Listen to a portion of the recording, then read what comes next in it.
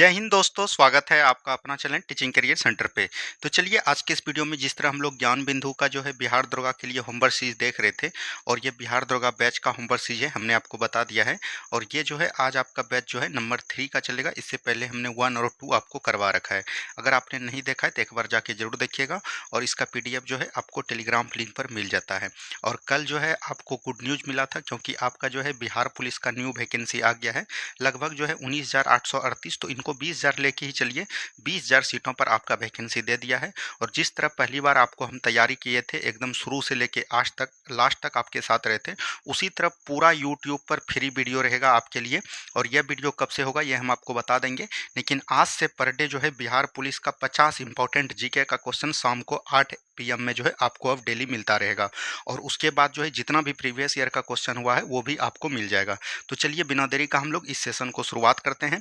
तो इस सेशन का आज का पहला क्वेश्चन है। पहला क्वेश्चन को ध्यान से देखिए। दिया गया है प्रस्तावना में किस समता, स्वतंत्रता और न्याय का उल्लेख किया गया है। यहाँ पर बात कर रहा है प्रस्तावना, तो इसको थोड़ा सा ध्यान से समझिए। यहाँ से ज़्यादातर क्वेश्चन आपके एग्जाम में बनते हैं और बिहार पुलिस के ये एग्जाम के लिए भी ये ज़्यादा इंपॉर्टेंट रहेगा, क्योंकि यहाँ इस टॉपिक से बिहार पुलिस में एनी टाइम क्वेश्चन यहाँ पर उठाता है। तो यहाँ पर याद करेंगे प्रस्तावना, प्रस्तावना की बात करिएगा।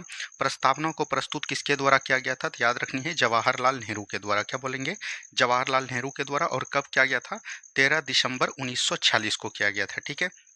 इसको स्वीकृति कब मिली थी, तो याद रखिएगा इनको जो स्वीकृति मिली थी वो बोलिएगा कब मिला था, 22 जनवरी बोल सकते हैं 1947 को। क्या बोलेंगे, 22 जनवरी 1947 को।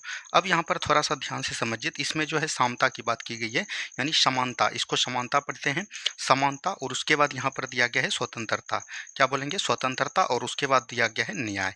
तो याद रखिएगा समानता, स्वतंत्रता और न्याय तीनों की चर्चा कहाँ पर की गई है, प्रस्तावना में। कहाँ पर किया गया है, प्रस्तावना में। तो आपको समानता जो है दो प्रकार की समानता लिया गया है। एक हो जाएगा आपका प्रतिष्ठा, क्या बोलेंगे, प्रतिष्ठा। और दूसरा हो जाएगा आपका अवसर। क्या हो जाएगा, प्रतिष्ठा और अवसर। स्वतंत्रता की बात करिएगा, 5 प्रकार की स्वतंत्रता की बात की गई है। एक आपका हो जाएगा विचार, दूसरा हो जाएगा याद रखिएगा विचार अभिव्यक्ति, बोलेंगे विचार अभिव्यक्ति, धर्म विश्वास और उपासना। क्या बोलेंगे, धर्म विश्वास। और एक को याद रखिएगा उपासना हो जाएगा। ठीक है। अब यहाँ पर बात करेंगे न्याय। तो आपको पता है कि 3 प्रकार के न्याय की बात की गई है। एक आपका होगा आर्थिक न्याय, ठीक है, दूसरा हो जाएगा आपका सामाजिक न्याय, और एक की बात करेगा तो ये हो जाएगा आपका राजनीतिक न्याय। इन सभी बातों को एकदम आपको ध्यान देते हुए चलनी है। ठीक है। चलिए बढ़ेंगे अगले सवाल की तरफ। नेक्स्ट क्वेश्चन को ध्यान से देखिए क्या बोल रहा है। नेक्स्ट क्वेश्चन यहाँ पर है, पंथ निरपेक्षता को प्रस्तावना में कब जोड़ा गया, इसका अर्थ क्या है। देखिए बात करेंगे प्रस्तावना में एक संशोधन होता है, और वो संशोधन कौन होता है, 42वां संविधान संशोधन 1976 के द्वारा। इसमें जो है प्रस्तावना में 3 शब्द जोड़े गए। कितने शब्द जोड़े गए, 3 शब्द जोड़े गए। और उसको याद करने का ट्रिक है ASP। ठीक है। तो 3 शब्द में कौन हो जाएगा, A से हो जाएगा अखंडता। क्या बोलेंगे, अखंडता हो जाएगा। ठीक है। एस से हो जाएगा आपका समाजवाद। क्या बोलेंगे, एस से हो जाएगा समाजवाद। और पी से हो जाएगा पंथ निरपेक्ष। क्या बोलेंगे, पंथ निरपेक्ष हो जाएगा। इन सभी बातों को ध्यान दीजिएगा। ठीक है। चलिए आगे की सवाल को हम लोग देखेंगे। नेक्स्ट क्वेश्चन दिया गया है, किस वाद में न्यायपालिका ने कहा प्रस्तावना संविधान का भाग नहीं है। ये किस वाद ने कहा, ये चीज पूछा गया। ये याद रखिएगा, एक था बेरुवादी, क्या बोलेंगे, बेरुवाड़ी वाद। ठीक है। बेरुवाड़ी वाद कब होता है, 1960 में। 1960 में बेरुवादी केस में ये बोला गया कि न्यायपालिका ने कहा कि प्रस्तावना जो है संविधान का भाग नहीं है। ये क्या बोला, संविधान का भाग नहीं है। और क्या नहीं है, प्रस्तावना। एक याद रखेगा होता है केशवानंद भारती केस। क्या बोलेंगे, केशवानंद भारती केस। और केशवानंद भारती केस जो होता है ये कब होता है, 1973 में होता है। और ये क्या बोला गया कि प्रस्तावना जो है, इसमें बोला गया प्रस्तावना जो है संविधान का भाग है। क्या बोलेंगे, प्रस्तावना जो है संविधान का भाग है, ये चीज बोला गया। तो किसमें नहीं बोलेगा, तो बेरुवाड़ी। और किसमें बोला गया, तो याद रखिएगा केशवानंद भारती केस में। ठीक है। चलिए आगे की सवाल देखेंगे। भारतीय संविधान की प्रस्तावना में भारत को किस रूप में परिभाषित किया गया है, ये चीज पूछा गया। तो भारत को किस रूप में परिभाषित किया गया, तो बोला गया है हम भारत के लोग। क्या बोलेंगे आपको यहाँ पर, हम भारत के लोग। और इसमें कोई भी बोल सकते हैं, जैसे यहाँ पर दिया गया संप्रभुत्व संपन्न समाजवादी पंथनिरपेक्ष लोकतांत्रिक गणराज्य बनाने की मांग की गई, तो इसमें कोई भी ले सकते हैं। तो हम लोग यहाँ पर लिख देते हैं, क्या बोलेंगे, संप्रभुत्व। क्या बोलेंगे, संप्रभुत्व। ठीक है। संपन्न, क्या बोलेंगे, संप्रभुत्व संपन्न। और ये जो है बिहार पुलिस में पूछा गया था 7 अगस्त को जो आपका एग्जाम हुआ था, ठीक है। और समाजवाद, क्या बोलेंगे, समाजवाद, इसको सजाने के लिए दिया था समाजवाद। और याद रखिएगा पंथ निरपेक्ष, क्या बोलेंगे, पंथ निरपेक्ष। और यहाँ पर बोल सकते हैं, याद रखिएगा लोकतांत्रिक, क्या बोलेंगे, लोकतांत्रिक, ठीक है। और बोल सकते हैं गणराज, ये याद रखिएगा। इसको जो है यहाँ पर कोई भी एक चीज़ आप बोल सकते हैं, इसका राइट आंसर कोई भी एक हो जाएगा। हमने यहाँ पर आपको टोटल चीज़ लिखा दिया, ठीक है। चलिए नेक्स्ट क्वेश्चन की बात करेंगे, कल्याणकारी राज्य का उद्देश्य क्या है।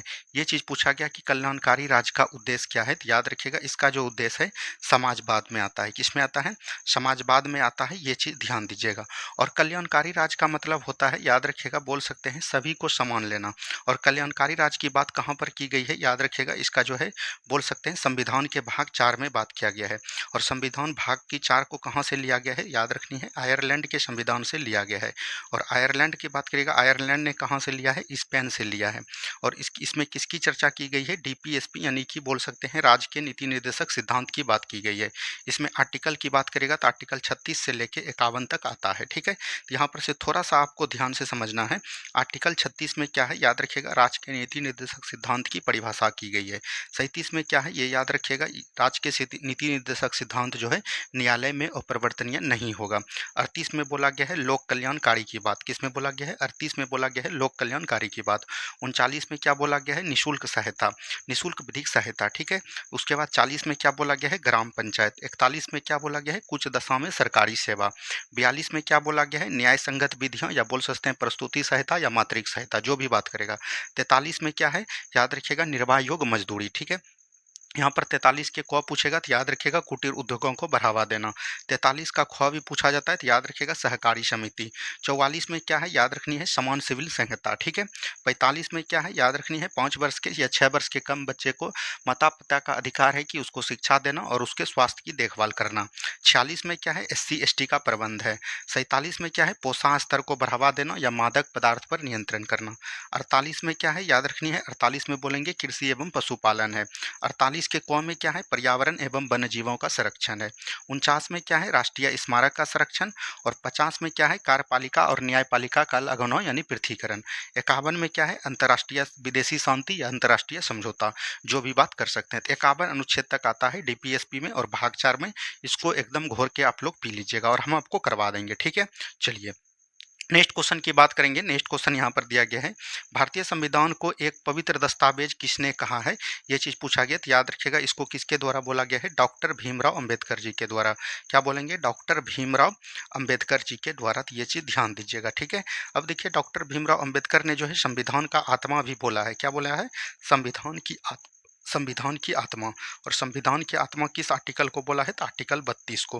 किसको बोला है, आर्टिकल 32 को। आर्टिकल 32 किस क्या है, एक प्रकार का बोल सकते हैं मौलिक अधिकार है। क्या बोलेंगे, मौलिक अधिकार। अब जब यहाँ मौलिक अधिकार की बात आई है तो मौलिक अधिकार को एक बार समझ लीजिए। मौलिक अधिकार की बात करेंगे तो मौलिक अधिकार अपने देश में कहाँ से लिया गया है, तो याद रखनी है अमेरिका के संविधान से।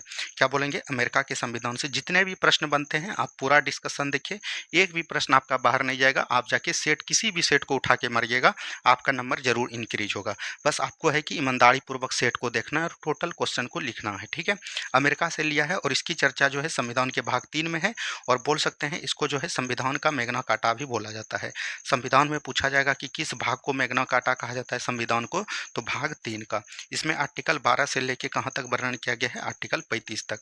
याद रखिएगा आर्टिकल 12 में क्या है, मौलिक अधिकार की परिभाषा। 13 में क्या है, अल्पीकरण, ठीक है। 14 में क्या है, याद रखनी है, बोल सकते हैं विधि के समक्ष समानता, ठीक है।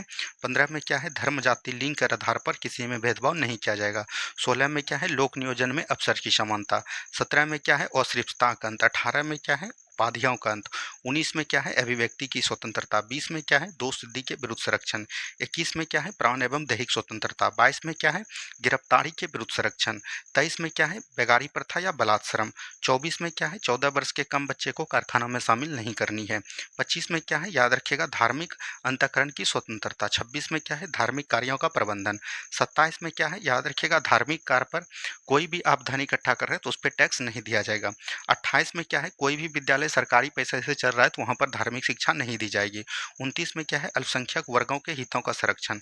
30 में क्या है, अल्पसंख्यक समुदाय जो है शैक्षिक संस्थान खोल सकते हैं और वहाँ पर शासन प्रशासन कर सकते हैं। अनुच्छेद 31 में संपत्ति मौलिक अधिकार था, इसको निरस्त करके कहाँ दे दिया, 300 के क में। 32 में क्या है, संवैधानिक उपचार है। इसको एकदम आपको याद रखनी है, ठीक है। चलिए नेक्स्ट क्वेश्चन की बात करेंगे। नेक्स्ट क्वेश्चन यहाँ पर देखिए क्या बोल रहा है, केशवानंद भारती मामले 1973 में न्यायपालिका ने क्या निर्णय दिए, ये चीज़ पूछा गया। क्या बोल रहे हैं कि केशवानंद भारती केस में 1973 में न्यायपालिका ने क्या निर्णय दिया कि प्रस्तावना, बोल सकते हैं प्रस्तावना जो है संविधान का अंग है। क्या बोलेंगे, प्रस्तावना जो है संविधान का भाग है, ठीक है, ये चीज़ बोला गया। और बोल सकते हैं कि प्रस्तावना में जो है संशोधन कर सकते हैं। क्या बोलेंगे, प्रस्तावना में संशोधन कर सकते हैं, इसकी भी अनुमति मिल गई। और बोल सकते हैं कि प्रस्तावना में संशोधन तो कर सकते हैं, लेकिन इनके याद रखिएगा मूल ढांचा में परिवर्तन नहीं कर सकते हैं। क्या बोलेंगे, मूल ढांचा में परिवर्तन नहीं कर सकते हैं, ये चीज़ बोला गया। और इसमें कितने जज बैठे थे, तो याद रखिएगा कुल 13 जज बैठे थे। और फैसला जो आपको मिला था, फैसला कितना मिला था, 7 और 6 जज में, ठीक है, ये चीज़ ध्यान दीजिएगा। चलिए बढ़ेंगे अगले सवाल की तरफ। नेक्स्ट क्वेश्चन को ध्यान से देखिए क्या बोला गया। नेक्स्ट क्वेश्चन है, कांग्रेस पार्टी ने 1995 में आवाडी अधिवेशन में समाजवाद के बारे में क्या बोला। तो कांग्रेस पार्टी 1955 ने जो आवाडी अधिवेशन के लिए बोला, समाजवाद के लिए, इसमें ये चीज़ बोला कि जैसे आपका हो गया इनकम यानी आय, उसके बाद याद रखिएगा हो गया आपका शिक्षा। क्या बोलेंगे, शिक्षा। उसके बाद बोलिएगा कानून। ये सभी में जो है क्या होना चाहिए, समान वितरण होना चाहिए। क्या बोलेंगे, समान रूप से दिया जाए, इसकी बात की गई है कांग्रेस पार्टी ने। अब यहाँ पर थोड़ा सा समझिए कांग्रेस के बारे में, क्योंकि यहाँ से ज़्यादातर सवाल आपको पूछे जाते हैं। यहाँ पर बात करेंगे कांग्रेस। कांग्रेस का गठन कब हुआ था, आपको पता है, कांग्रेस का गठन हुआ था 28 दिसंबर 1885 के द्वारा। और ये कहाँ पर गठन किया गया था, तो याद रखनी है, बोल सकते हैं मुंबई के तेजपाल संस्कृत महाविद्यालय में। क्या बोलेंगे, तेजपाल संस्कृत महाविद्यालय में इसका गठन किया गया था। इसका गठन किसके द्वारा किया गया था, तो याद रखनी है ए.यू. ह्यूम के द्वारा। क्या बोलेंगे, ए.यू. ह्यूम के द्वारा इसका गठन किया गया था। और कांग्रेस का पहला अधिवेशन जो हुआ है 1885 में ही हुआ है। और ये कहाँ पर हुआ है, बम्बई में हुआ है। और ये किसके द्वारा किया गया था, तो याद रखनी है व्योमेश चंद्र बनर्जी के द्वारा। क्या बोलेंगे, व्योमेश चंद्र बनर्जी जी के द्वारा किया गया था। तो ये चीज़ को भी ध्यान देनी है, ठीक है। चलिए आगे की सवाल को देखेंगे। नेक्स्ट क्वेश्चन है, भारत की संप्रभुता किसमें निहित है, तो याद रखनी है प्रस्तावना में निहित है। क्या बोलेंगे, प्रस्तावना में निहित है। अगर बात करेगा भारत में सबसे सर्वोच्च कौन है, तो याद रखिएगा भारत में सबसे सर्वोच्च हो जाएगा आपका संविधान। क्या हो जाएगा, संविधान। और संविधान में सबसे सर्वोच्च अगर पूछेगा तो वो कौन हो जाएगा, तो याद रखनी है, बोल सकते हैं भारत की जनता। क्या बोलेंगे, भारत की जनता जो है सबसे सर्वोच्च हो जाएगी, ठीक है। चलिए नेक्स्ट क्वेश्चन है, भारतीय संविधान का दार्शनिक आधार भूमि क्या है, तो प्रस्तावना। क्या हो जाएगा, प्रस्तावना हो जाएगा, ठीक है, ये चीज़ ध्यान देनी है।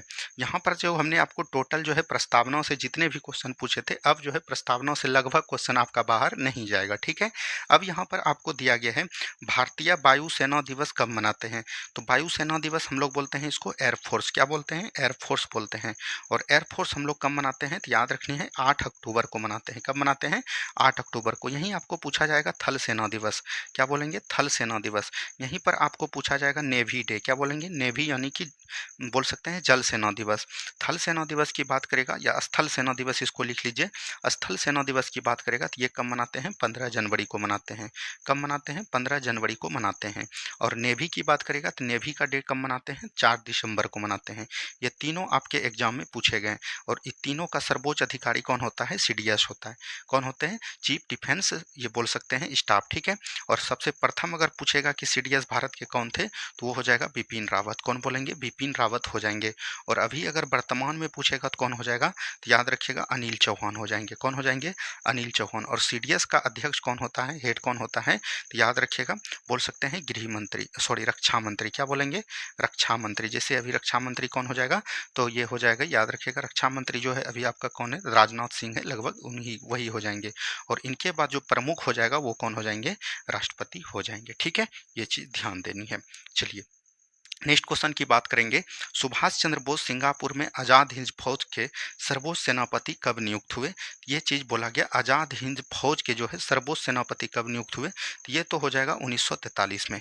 कब हुआ, 1943 में। तो यहाँ पर बात करेंगे हम लोग सुभाष चंद्र बोस। सुभाष चंद्र बोस जी का जन्म कहाँ हुआ था, तो याद रखनी है कटक। कटक कहाँ पर है, उड़ीसा के कटक में हुआ था। यहाँ पर उड़ीसा भी लिख लीजिए, ठीक है। इन्होंने क्या किया था, 1938 में बोलिएगा एक अधिवेशन हुआ था कांग्रेस का, उसकी अध्यक्षता किया था और उसका नाम क्या था, हरिपुरा अधिवेशन। उनके बाद जो है 1939 में होता है त्रिपुरी अधिवेशन। क्या बोलेंगे, त्रिपुरी अधिवेशन में चुनाव होता है और महात्मा गांधी जी नहीं चाहते थे कि गरम दल का कोई भी नेता जीते, सुभाष चंद्र नहीं जीतना चाहते थे, लेकिन तब फिर भी सुभाष चंद्र की जीत हुआ। तब फिर भी सुभाष चंद्र ने महात्मा गांधी जी को नाराज नहीं करना चाह रहे थे और अपने कांग्रेस से अध्यक्षता पद से जो है इस्तीफा दे दिया और फिर जो है त्रिपुरी अधिवेशन के अध्यक्ष कौन बने, तो याद रखनी है राजेंद्र प्रसाद। क्या बोलेंगे, राजेंद्र प्रसाद बने। उसके बाद ये कहाँ चल गए, अफगानिस्तान। अफगानिस्तान के बाद रूस गए। रूस के बाद कहाँ चल गए, इटली। इटली के बाद ये लास्ट में कहाँ पर गए, जापान। जापान में याद रखेगा, जापान से फिर कहाँ चल गए, जर्मनी। जर्मनी में याद रखेगा, जर्मनी में इसको हिटलर से मुलाकात हुआ और हिटलर ने इनको किस नाम से पद दिया, तो याद रखेगा नेताजी। क्या बोलेंगे, नेताजी की बात करेंगे। ठीक है, इन्होंने जो है, इनका प्रमुख नारा है, ये भी एग्जाम में पूछा गया, तो दिल्ली चलो। क्या बोलेंगे, दिल्ली चलो किनकी नारा है, तो याद रखिएगा सुभाष चंद्र बोस का है। ठीक है, और याद रखनी है तुम मुझे खून दो। क्या बोलेंगे, तुम मुझे खून दो मैं तुम्हें आज़ादी दूंगा। ये भी नारा किसका है, सुभाष चंद्र बोस जी का है। ठीक है, तो राइट आंसर हमने आपको बता दिया और टोटल घटना सुभाष चंद्र बोस का यही होता है। यही आपका पढ़ने का तरीका होना चाहिए, जैसा ही एक टर्म आता है हम उसको पूरा डिस्क्राइब कर देते हैं। ठीक है, चलिए नेक्स्ट क्वेश्चन है, कवक पारिस्थितिकी तंत्र में किसकी भूमिका निभाते हैं। कवक एक प्रकार का बोल सकते हैं अपघटक के रूप में आते हैं। क्या बोलेंगे, अपघटक के रूप में आते हैं, तो ये चीज ध्यान देनी है। ठीक है, एक होता है, याद रखनी है, आपका होता है उत्पादक। क्या बोलेंगे, एक होता है उत्पादक। ठीक है, उसके बाद होता है, एक होता है उपभोक्ता। क्या बोलेंगे, उपभोक्ता। और एक आपका होता है अपघटक। क्या बोलेंगे, अपघटक। उत्पादक में पेड़ पौधे आते हैं और ये उपभोक्ता जो है ये तीन श्रेणी में बटा हुआ है। कितने श्रेणी में बटा हुआ है, तीन श्रेणी में। एक हो जाता है प्रथम उपभोक्ता, एक होता है द्वितीयक उपभोक्ता और एक होता है आपका तृतीयक उपभोक्ता। जैसे आपका हो गया पौधा, ये हो गया प्रथम श्रेणी का उत्पादक, इसको हम लोग बोलेंगे घास। ठीक है, यहाँ पर घास, घास को कौन खाएगा, तो याद रखिएगा टिड्ढा। क्या करेंगे, टिड्ढा, या बोल सकते हैं हिरन। और टिड्ढा को कौन खाएगा, मेढक। तो ये जो है ये श्रेणी को एकदम आपको याद रखनी है। तो राइट आंसर हो जाएगा अपघटक। अब यहाँ पर थोड़ा सा समझिए, कवक, कवक जो है किस संघ के पौधा है, तो ये जो है याद रखिएगा थैलोपेटा नहीं बोल सकते हैं, थैलोपेटा का नहीं बोल सकते हैं, क्योंकि थैलोपेटा में कौन आते हैं, शैवाल आते हैं। कौन आते हैं, शैवाल और लाइकेन आते हैं। कवल जो है एक प्रकार का बोल सकते हैं अपघटक के रूप में। और कवक का अध्ययन क्या कहलाता है, ये क्वेश्चन पूछा जाता है, तो माइकोलॉजी कहलाता है। क्या कहलाता है, माइकोलॉजी कहलाता है। ठीक है, चलिए बढ़ेंगे अगले सवाल की तरफ। नेक्स्ट क्वेश्चन को ध्यान से देखिए क्या बोला गया।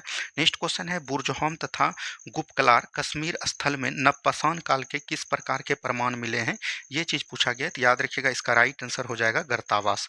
क्या बोलेंगे, गर्तापास की ध्यान दीजिएगा। अब यहाँ पर ये बुर्जहोम जो है और गुफराल ये कश्मीर में पड़ते हैं और यहाँ पर नवपाषाण काल में जो अवशेष मिले हैं वो मिले हैं गर्तावास नाम से हम उनको जानते हैं। ठीक है, चीज ध्यान दीजिएगा। ठीक है, चलिए नेक्स्ट क्वेश्चन की बात करेंगे। नेक्स्ट क्वेश्चन है, पुरंदर की संधि कब और किसके बीच संपन्न हुई। तो पुरंदर की संधि कब होता है, 1665 में होता है। और ये किसके किसके बीच होता है, तो याद रखिएगा शिवाजी के बीच और बोल सकते हैं औरंगजेब का सेनापति था, बोल सकते हैं जय सिंह। किसके बीच, जय सिंह के बीच होता है, तो ये चीज ध्यान दीजिएगा। और 1665 में याद रखिएगा पुरंदर की संधि शिवाजी और जय सिंह के बीच होता है, तो ये चीज ध्यान दीजिएगा। मराठा साम्राज्य के संस्थापक पूछेगा तो कौन हो जाएगा, शिवाजी हो जाएंगे। ठीक है, ये चीज ध्यान दीजिएगा। आगे की सवाल की बात करेंगे हम लोग। नेक्स्ट क्वेश्चन है, भारत में के सबसे कम वर्षा कहाँ पर होती है। भारत में बात करेगा, भारत में यहाँ पर, भारत में अगर सबसे कम वर्षा पूछेगा तो वो हो जाएगा लद्दाख के लेह में। कहाँ पर, लद्दाख के याद रखिएगा लेह में हो जाएगा। ठीक है, यहीं पर आपको पूछ सकता है कि सबसे अधिक वर्षा कहाँ पर होता है। तो भारत का सबसे अधिक वर्षा वाला क्षेत्र कौन हो जाएगा, तो ये हो जाएगा मौसिनराम। और मौसिनराम कहाँ पर है, तो याद रखनी है मेघालय में है। कहाँ पर हो जाएगा, मेघालय में। भारत में बात करेगा कि औसतन वर्षा कितनी है, तो याद रखिएगा औसतन वर्षा की बात करेगा तो ये हो जाएगा 25 सेंटीमीटर। कितना, 125 सेंटीमीटर। ठीक है, तो ये चीज को ध्यान दीजिएगा। आगे की सवाल को हम लोग देखेंगे। नेक्स्ट क्वेश्चन है, क्लाइनफेल्डर सिंड्रोम का प्रमुख लक्षण है क्या है। देखिए बात करेंगे यहाँ पर गुणसूत्र। क्या बात करेंगे, गुणसूत्र। गुणसूत्र का बात करेंगे, गुणसूत्र का खोज किसने किया था, तो याद रखिएगा वाल्डेयर ने। किसने किया था, वाल्डेयर ने इनका खोज किया था, तो ये चीज ध्यान दीजिएगा। गुणसूत्र जो है दो प्रकार के होते हैं, एक होते हैं आपका ऑटोसोम।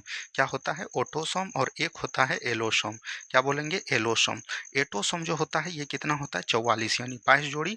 और ओलोसम जो होता है ये एक जोड़ी होता है यानी दो। 44 तो ऑटोमेटिक यानी ऑटो का ऑटो चल जाता है, मतलब ऑटोमेटिक चल जाता है, लेकिन ये दो गुणसूत्र जो है मेल में अलग होते हैं और फीमेल में बात करिएगा तो अलग होते हैं। फीमेल में क्या होते हैं, एक्स एक्स होते हैं और मेल में होते हैं एक्स वाई। एक्स और एक्स मिलने से क्या होता है, न्यू बॉर्न बेबी जो होगा गर्ल होगा, और एक्स और वाई जब मिलेगा तो ये क्या होगा, न्यू बॉर्न बेबी बॉय होगा। ये चीज़ ध्यान दीजिएगा। अब यहाँ पर क्या होता है, जैसे मानव शरीर में 46 गुणसूत्र होते हैं, अगर इसमें एक गुणसूत्र अलग से हो गया यानी टोटल 47 हो गया, तब उसको हम लोग किस नाम से जानते हैं, तो उसको हम लोग बोलते हैं यहाँ पर क्लाइनफेल्डर सिंड्रोम। ठीक है, ये चीज़ ध्यान दीजिएगा। और बात करेंगे यहाँ पर 46 47 जैसे होता है, 46 46 में एक कम रह गया तो इसको हम लोग क्या बोलते हैं, टर्नर सिंड्रोम के नाम से जानते हैं। क्या बोलेंगे, टर्नर सिंड्रोम के नाम से जानते हैं, तो ये चीज़ ध्यान दीजिएगा। एक होता है 13वां गुणसूत्र, क्या बोलेंगे, 13वां गुणसूत्र की कमी अगर रहता है तो उसको हम लोग क्या बोलते हैं, उसको बोलते हैं पटाऊ सिंड्रोम। क्या बोलेंगे, पटाऊ सिंड्रोम के नाम से जानते हैं। तो ये सवाल जो है आपको पूछा जाता है। ठीक है, ये चीज़ ध्यान दीजिएगा। आगे की सवाल को हम लोग देखेंगे, ग्लाइकोलाइसिस कोशिका में कहाँ संपन्न होता है, तो ये जो है जीव द्रव में होता है। कहाँ पर होता है, जीव द्रव में होता है। जीव द्रव का खोज किसने किया, तो याद रखिएगा पुरकिंजे ने किया। किसने किया, पुरकिंजे ने। लेकिन यहाँ पर एक बात और दिखिएगा, जीव द्रव को जो है मानव शरीर का बोल सकते हैं, कोशिका का भौतिक अधिकार किसने बोला, भौतिक आधार किसने बताया, आधार किसने बताया, तो याद रखिएगा ये किसने बताया, तो याद रखिएगा जीव द्रव को भौतिक अधिकार आधार किसने कहा, तो याद रखिएगा हेक्सले ने। किसने बोलेंगे, हेक्सले के द्वारा कहा गया। ये चीज़ ध्यान दीजिएगा। ठीक है, अब यहाँ पर आपको पूछा जाएगा माइट्रोकोन्डिया। क्या पूछा जाएगा, माइट्रोकोन्डिया पूछा जाएगा। आपको यहाँ पर पूछ सकता है, याद रखनी है कोशिका, कोशिका का खोज किसने किया, ये चीज़ पूछ सकता है। आपको यहाँ पर पूछ सकता है ग्लाइकोजन। क्या बोलेंगे, ग्लाइकोजन की बात करेंगे। आपको यहाँ पर पूछ सकता है लाइसोसोम। क्या पूछ सकता है, लाइसोसोम। ये जो है वैसे सब प्रश्न जो कि पूछे जाते हैं। एक पूछ सकता है आपको केंद्रक। इन सभी बातों को एकदम आपको ध्यान दीजिएगा। जैसे माइट्रोकोन्ड्रिया की खोज किसके द्वारा किया गया था, अल्टमैन के द्वारा। ठीक है, वैसे 3 वैज्ञानिक ने किया था, एक अल्टमैन था, एक किंगरी सिमरी था, तो ये भी चीज़ ध्यान दीजिएगा। और कोशिका का खोज तो आपको पता होगा रॉबर्ट हुक के द्वारा किया गया था। और कब किया गया था, 1665 में। ग्लाइकोजन या बोल सकते हैं इसको हम लोग गोल्जी का बोलते हैं। क्या बोलते हैं, गोल्जी का। ठीक है, गोल्जी का या गोल्जी बॉडी बोल सकते हैं, इंग्लिश में गोल्जी बॉडी बोलता है। इसका किसने किया था, तो याद रखिएगा कैलिमो गोल्जी ने किया था खोज। किसने किया था, कैलिमो गोल्जी के द्वारा खोज किया गया था। केंद्रक का खोज किसने किया था, तो रॉबर्ट ब्राउन ने। ये सब क्वेश्चन अचानक पूछ दिए जाते हैं और आप गलत कर लेते हैं। लाइसोसोम का खोज किसने किया था, क्रिश्चियन डिडूबे ने। क्या बोलेंगे, क्रिश्चियन डिडूबे ने किया था, तो ये चीज़ ध्यान देनी है। ठीक है, चलिए आगे की सवाल को हम लोग देखेंगे। नेक्स्ट क्वेश्चन यहाँ पर है, भारत में आजाद बाजार नियंत्रण प्रणाली किस सुल्तान ने लागू किया था, तो याद रखिएगा ये हो जाएंगे अलाउद्दीन खिलजी। क्या बोलेंगे, अलाउद्दीन खिलजी हो जाएंगे, तो ये चीज़ ध्यान देनी है। अलाउद्दीन खिलजी ने, याद रखिएगा, दक्षिण भारत का अभियान कर रहे थे, वहीं पर इनको कौन मिला था, तो याद रखिएगा मलिका कफूर। क्या बोलेंगे, मलिका कफूर बोल सकते हैं। एक प्रकार का इनको जो है हजार दिनारी के नाम से, हजार दिनार में खिना था, इसीलिए इसको हजार दिनारी के नाम से भी जानते हैं। और ये एक प्रकार का बोल सकते हैं एक तरफ से हिजरा था। ठीक है, ये चीज़ ध्यान दीजिएगा। अब देखिए यहाँ पर से अलाउद्दीन खिलजी से जो भी सवाल सकते हैं पूछा जाता है, घोड़ा दागने का प्रथा जो है किसने स्टार्ट किया, अलाउद्दीन खिलजी ने किया। हजार खंभा का महल किसके द्वारा किया गया था, तो याद रखिएगा अलाउद्दीन खिलजी के द्वारा। अलाई दरवाजा का निर्माण किसके द्वारा किया गया था, तो याद रखिएगा ये भी अलाउद्दीन खिलजी के द्वारा। ठीक है, तो इसको एकदम ध्यान देनी है।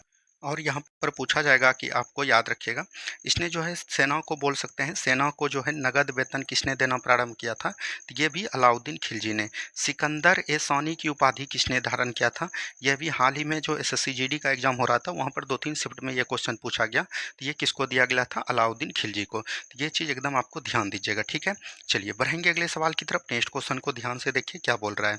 नेक्स्ट क्वेश्चन है, राज्यसभा साधारण विधायक को अधिकतम कितने दिनों तक लंबित कर सकती है। ठीक है, राज्यसभा जो है साधारण विधेयक को अधिकतम कितने दिनों तक लंबित कर सकती है, तो याद रखिएगा इसको जो है अधिकतम 6 माह तक रोक कर रख सकती है। क्या बोलेंगे, 6 माह। अब यहाँ पर बात करेंगे साधारण विधेयक। साधारण विधेयक की बात करेगा, साधारण विधेयक को लेकर, साधारण विधेयक को लेकर अगर बोल सकते हैं लोकसभा और राज्यसभा के बीच अगर मतभेद हो जाता है, तब जो है आप लोग क्या बुलाते हैं, संयुक्त अधिवेशन बुलाता है। क्या बुलाता है, राष्ट्रपति जो है संयुक्त अधिवेशन बुलाता है। वहीं बात करेंगे धन विधेयक। एक क्या होता है, धन विधेयक। धन विधेयक को लेकर क्या संयुक्त अधिवेशन बुलाया जाता है? नहीं। क्यों नहीं बुलाया जाता है? क्योंकि याद रखिएगा इसमें जो है राज्यसभा को नाममात्र का अधिकार है और ये जो है बोल सकते हैं राष्ट्रपति के पूर्व अनुमति के द्वारा ही लाया जाता है। राष्ट्रपति के पूर्व अनुमति के द्वारा लाया जाता है और ये जो है राज्यसभा सिर्फ और सिर्फ 14 दिन तक रोक कर रख सकते हैं और तब फिर भी अगर 14 दिन बाद ये अपना नहीं भी बताए तब फिर भी माना जाएगा कि राज्यसभा द्वारा पारित है। ठीक है, तो धन विधेयक और साधारण विधेयक यहाँ पर ये चीज़ को एकदम ध्यान दीजिएगा। नेक्स्ट क्वेश्चन यहाँ पर है, चरित्रहीन पुस्तक के लेखक कौन है? चरित्रहीन पुस्तक के लेखक की बात करेगा तो ये हो जाएगा, याद रखनी है यहाँ पर बात करेंगे, इसका हो जाएगा शरत चंद्र क्या बोलेंगे चट्टोपाध्याय। क्या बोलेंगे? शरत चंद्र चट्टोपाध्याय हो जाएंगे। ठीक है, ये चीज को याद रखनी है। आगे के सवाल को देखेंगे, पुस्तक द कोर्ट डांसर के लेखक कौन हो जाएंगे? तो ये हो जाएंगे रविन्द्रनाथ टैगोर। क्या बोलेंगे? रविन्द्रनाथ टैगोर हो जाएंगे। तो ये भी चीज़ को ध्यान दीजिएगा। ठीक है, चलिए आगे की सवाल को देखेंगे, गीतांजलि भी पुस्तक किसकी है? तो याद रखनी है रविन्द्रनाथ टैगोर का है। क्या है? रविन्द्रनाथ टैगोर। ऐसा कोई भी एग्जाम नहीं होगा जिसमें यह पुस्तक के बारे में नहीं पूछा होगा और इसी पुस्तक को लेकर इनको जो है रविन्द्रनाथ टैगोर जी को 1913 में क्या दिया गया था? नोबेल पुरस्कार दिया गया था। क्या बोलेंगे? नोबेल पुरस्कार दिया गया था। तो ये भी चीज़ को एकदम ध्यान दीजिएगा। आगे की सवाल देखेंगे, पुस्तक प्रिय प्रवास के लेखक कौन है? ये चीज पूछा गया। पुस्तक प्रिय प्रवास के लेखक हो जाएंगे अयोध्या सिंह। क्या बोलेंगे? अयोध्या सिंह हो जाएंगे। तो ये चीज ध्यान देनी है। ठीक है, चलिए नेक्स्ट क्वेश्चन है, पुस्तक शहनामा के लेखक कौन हो जाएंगे? तो फिरदौसी हो जाएंगे। अच्छा, आपको पता है कि फिरदौसी जो है किसके समय किसके साथ भारत आया था? तो याद रखनी है महमूद गजनवी के साथ। क्या बोलेंगे? महमूद गजनवी के साथ। पूछा गया कि भारत में पहला तुर्की आक्रमण किसके द्वारा किया गया था? तो महमूद गजनवी के साथ किया गया था और इनका जो है सबसे अंतिम आक्रमण 1025 ईस्वी में था। याद रखिएगा 1027 ईस्वी में था और वो बोल सकते हैं किसके था?